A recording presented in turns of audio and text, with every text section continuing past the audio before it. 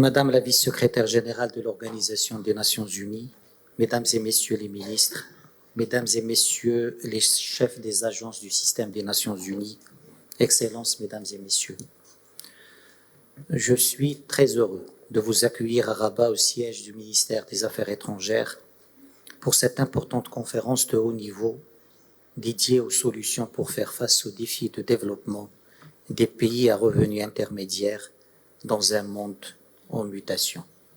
Et je ne vous apprends rien, et que les pays à revenus intermédiaires sont confrontés à des défis similaires. Les crises en cascade qui se sont succédées ces dernières années ont durablement touché la dynamique de développement. D'abord, la stagflation continue. L'élan des pays à revenus intermédiaires vers la prospérité a connu une pause. La trajectoire de croissance s'est ralentie.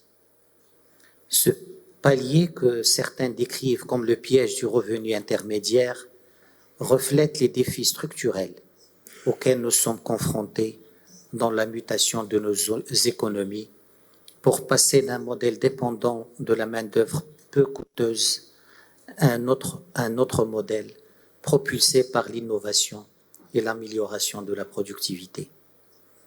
Le fardeau de la dette ne cesse de croître. La pandémie, les conflits dans certaines parties du monde et les catastrophes climatiques ont durement frappé les économies.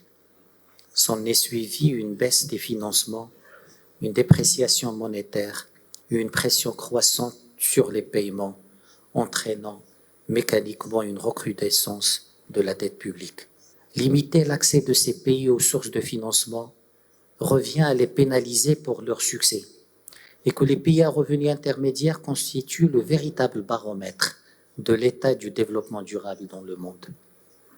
Ils le sont par leur place et leur poids dans l'économie mondiale. Ils le sont aussi par leurs atouts et leur dynamisme démographique. Ils le sont enfin par leur diversité et leur représentativité géographique et culturelle. Les pays à revenus intermédiaires sont, permettez-moi cette analogie, la classe moyenne de la société internationale, celle qui porte l'économie et étalonne le niveau de développement. Ils sont un levier systémique pour la paix et la stabilité régionale et internationale.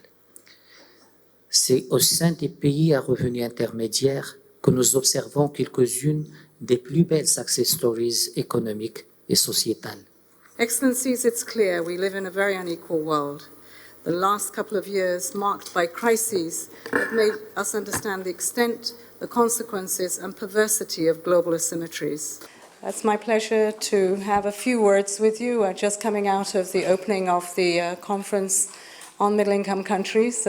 Very grateful to the Kingdom of Morocco and Minister Bourita for making this space available to have an important and timely discussion.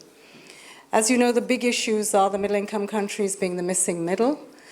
It is a time in which we have to remember that we are still recovering from COVID, the impacts of COVID, of the war in Ukraine, and currently many issues that challenge the international financial architecture for this. Insufficient, inadequate resources, where many countries, particularly in the mix that hold 60% of our world's poor, are trying to deal with debt overhangs, debt servicing. In some countries, this has prevented them the fiscal space to spend on health, on education.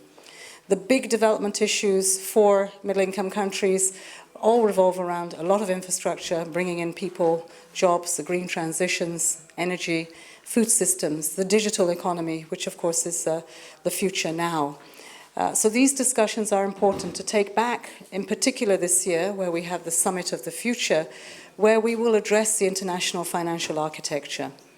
In the long term, the system needs to work for middle-income countries, for everyone. The development demands are huge. Development today is in a state of emergency. We need large scales of investment, and we need them with a sense of urgency.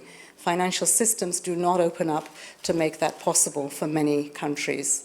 And so we hope that this is something that will come out and reinforce that it is important that we are having the partnerships to make this happen, that we're also hearing the voice consolidated within the middle-income countries and the wider global partnership, and that we have a development that does leave no one behind. Thank you. En premier lieu, repositionner le groupe des pays à revenus intermédiaires comme une plateforme opérationnelle qui pèse